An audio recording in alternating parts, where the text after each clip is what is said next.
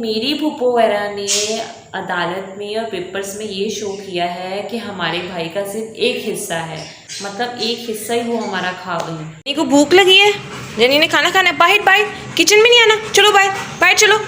ये जेनी का खाना तैयार हो गया है और जेनी जो है वो कब से इंतज़ार में बैठी है कि मुझे कब खाना मिलेगा। अभी दे रही हूँ, अभी दे रही हूँ जेनी को, अभी खाना देती हूँ, ठीक है। पहले मैं जेनी को खाना दूंगी फिर मैं कोई काम करूँगी। ओके अभी देती हूँ, अभी जेनी को देती हूँ। जेनी को मैंने खाना डाल दिया है और अब जेनी जो है वो मुझे बिल्कुल भी नहीं पहचान रही, ना मेरी बात सुन रही है और वो कह रही है बस मुझे खाना खाने दो। बिल्कुल भी मेरी बात नहीं सुन रही। जेनी जेनी गंदी बच्ची मेरी बात नहीं सुन रही। जेनी अब जेनी बिल्कुल भी बात नहीं सुनेगी। हाँ, मैंने लगा लिया है मास्क और मुझे बहुत बहुत ज़्यादा भूख लग रही है। वैसे तो मास्क लगा के आपको किचन में बिल्कुल नहीं आना चाहिए, लेकिन मुझे भूख लग रही है कि मैं आपको बता नहीं सकती हूँ। क्योंकि जेनी को खाना खिलाया, उसके बाद मैंने शावर लिया है और आज मैं मास्क लगाया। मेरा दिल कर रहा था पुलाव खाने को, बीफ पुलाव खाने को, तो अब मैं किचन में आई हूँ कि बीफ पुलाव की यखनी चढ़ा दूँ। तब तक मेरा मास्क जो है मैं अंदर आराम से बैठूंगी, 15-20 मिनट जो है मैं अपना मास्क लगाऊंगी और इतनी देर में मेरी यखनी भी रेडी हो जाएगी। उसके बाद मैं आऊँगी और उसके बाद मैं चावल रेडी कर लूँगी। तो चलो मैं आपको दिखाती हूँ कि मैं यखनी कैसे रेडी करती हूँ। यखनी में मैंने हर चीज़ डाल दी है और 15 मिनट के बाद मैंने इसका फ्लेम कर देना है ऑफ। यखनी रेडी हो रही है, हम चलते हैं अंदर।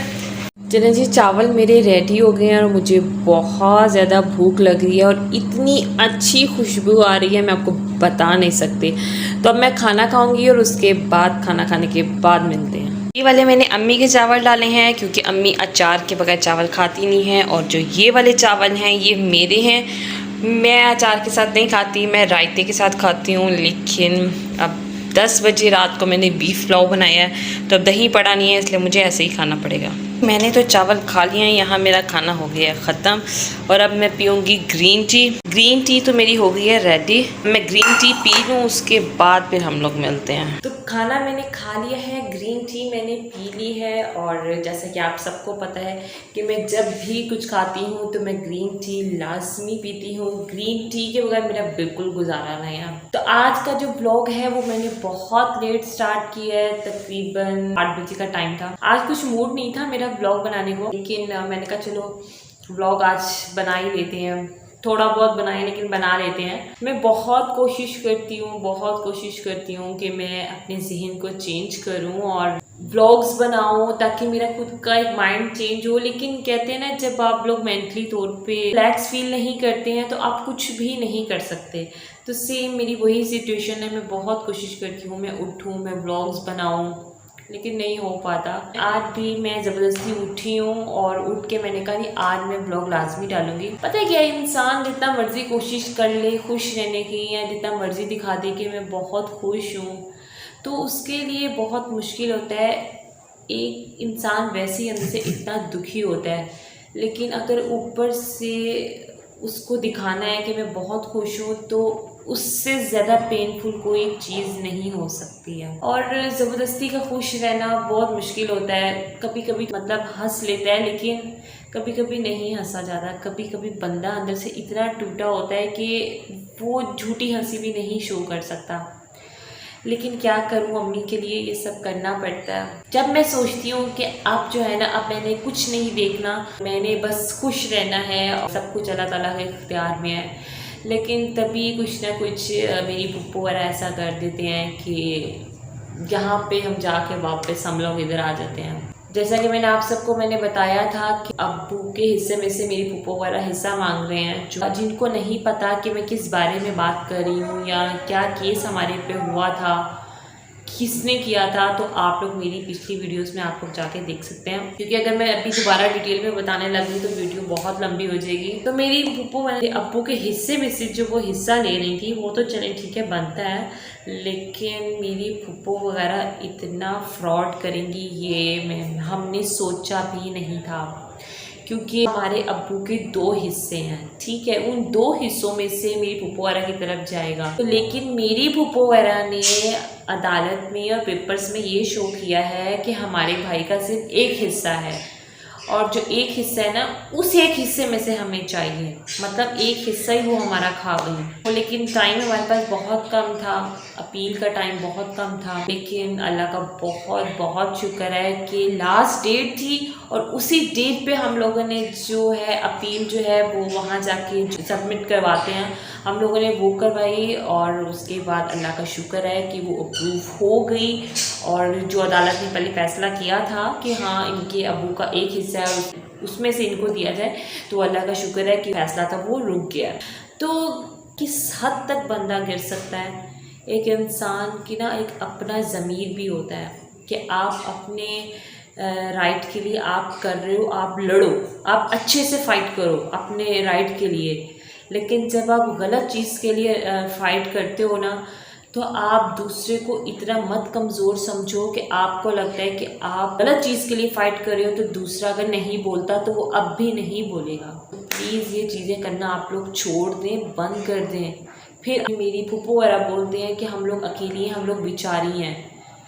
तो मुझे नहीं समझ, मैं अब ये बातें कर कर के मैं थक गई हूँ कि बेचारी और ये वो, मुझे अब कुछ कहना ही नहीं कि वो बेचारी या कुछ भी ऐसा है, क्योंकि जो देखने वाले हैं, जो समझने वाले हैं, उनको समझ आ गई होगी और वो इस चीज़ को समझेंगे भी सही कि आप अपने हक के लिए लड़ो, लेकिन आप उस चीज़ के लिए लड़ रहे हो जो आप दूसरे का भी छीन रहे हो, जो दूसरे का है आप वो भी छीन रहे हो। तो ये चीज़ें आपको देखे ना, इतना प्रेशर होता है कि कोई डेली कोई ना कोई बात सुन लेना, और फिर उसके बाद किसका दिल करता है कि वो व्लॉग्स बनाए, क्योंकि व्लॉग्स बनाने के लिए आपको एक अच्छी एनर्जी चाहिए होती है, जो मेरे अंदर भी बिल्कुल भी नहीं है। बस मैं इतना ही कहूँगी कि अल्लाह ताला सबको अपने हिफ्ज़ ईमान में रखे और किसी का भी बाप का साया उनसे मत छीने, क्योंकि बाप के जाने के बाद जो बेटियां होती हैं ना, वो बहुत अकेली हो जाती हैं, बहुत अकेली हो जाती हैं। ना वो किसी से कोई चीज़ शेयर कर सकती हैं, ना वो किसी को कुछ कह सकती हैं। अगर वो कहती हैं तो वो बदतमीज़ कहलाई जाती हैं, अगर वो किसी के साथ शेयर कर देती हैं तो उसको 10 बातें और बना के उसको आगे पेश कर दिया जाता है। तो मतलब लड़कियां कुछ भी नहीं कर सकती। मैं कहती हूँ प्लीज़, हमारा जो माशरा है ना, वो इस तरह का है कि वो लड़कियों को आगे बढ़ने नहीं देता, लड़की को बोलने नहीं देता। अगर लड़की बोलती है तो कहा जाता है कि लड़की तो बदतमीज़ है, या लड़की की तो 5 फुट की ज़ुबान है। ऐसा मत बोला करें, ऐसा मत क्या करें। पता नहीं कितनी लड़कियां हैं जिनको उनका हक नहीं मिल पाता और वो दब के रह जाती हैं। तो प्लीज़ आप लोग अपनी बेटियों को स्ट्रॉन्ग बनाएं, अपनी बेटियों के लिए खड़े हों, आगे के हालात से लड़ना सिखाएं आप लोग कि आप कैसे लड़ सकते हैं। हमारे अम्मी अब्बू ने हमें कभी भी नहीं सिखाया, कभी बताया भी नहीं कि ऐसे भी हालात हो सकते हैं, या हर हालात से लड़ना सिखाया। सिर्फ हमारे अम्मी अब्बू ने हमें यही सिखाया कि कोई गलत कर रहा है तो इसका मतलब नहीं कि आप लोग भी गलत करोगे। अगर आप लोग गलत करोगे तो उनमें और आप में कोई फ़र्क नहीं रहेगा। ये बात बिल्कुल ठीक है, ये चीज़ अपने बच्चों को सिखानी चाहिए, लेकिन अपने बच्चों को स्ट्रॉन्ग ज़रूर बनाना चाहिए कि जहाँ पे उनके साथ गलत हो रहा हो वहाँ पे वो अपने हक के लिए खुद खड़े हो सकें, ना कि वो किसी की शक्ल देखें कि आप खड़े हो, आप खड़े हो, आप खड़े हो। कहते हैं ना कि बुरे वक्त पे तो शक्लें चेंज हो जाती हैं, तो फिर रिश्ते क्या चीज़ हैं।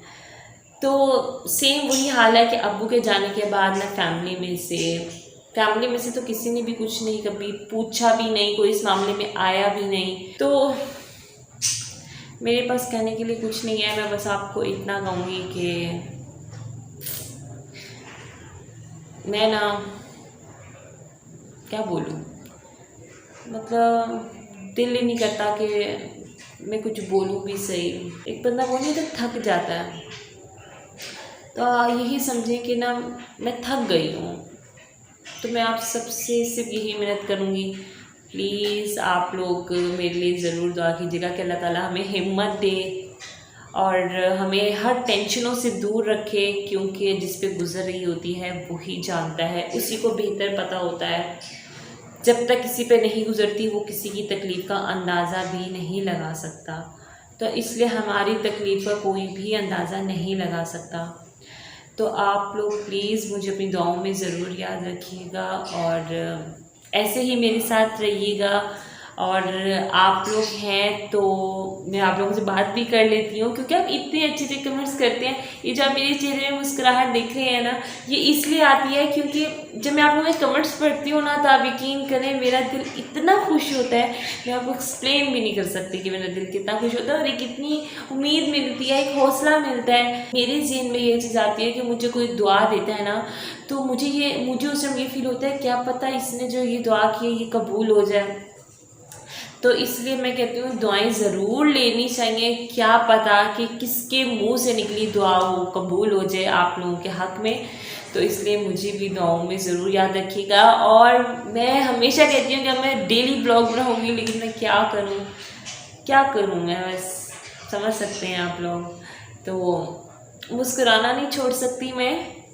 तकलीफ़ कितनी है ये मैं अपने फेस से शायद बयान नहीं कर सकती, लेकिन मेरी एक नेचर है कि मैं किसी से भी बात करती हूँ तो मैं मुस्कुरा के ही बात करती हूँ।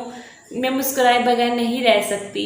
मुझे ऐसा लगता है अगर मैं मुस्कुरा के बात नहीं करूँगी तो अगले को लगेगा कि ये एटीट्यूड में बात कर रही है या पता नहीं गुस्से में है। तो इसलिए पता नहीं, बस मेरी एक आदत है कि मैं मुस्कुरा के बात करती हूँ। मैं अपनी तकलीफ़ भी किसी से अगर शेयर कर रही होती हूँ तो मैं वो मुस्कुरा के, जैसे मैं आप लोगों से कर रही हूँ वैसे ही मैं दूसरों से कर रही होती हूँ।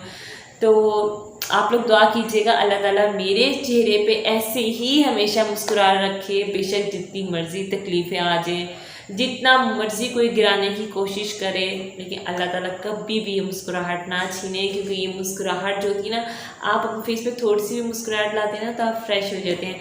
जैसे कि आप लोगों से बात करने से पहले मैं बहुत डाउन थी, लेकिन जैसे ही मैं आपसे बात करना स्टार्ट हुई तो मेरा एनर्जी लेवल काफ़ी बढ़ गया।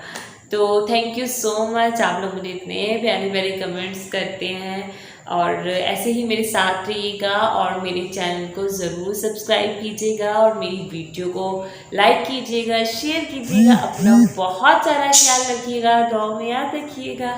फिर मिलेंगे एक अच्छी वीडियो के साथ, एक अच्छे ब्लॉग के साथ, एक अच्छी उम्मीद के साथ। अल्लाह हाफिज़।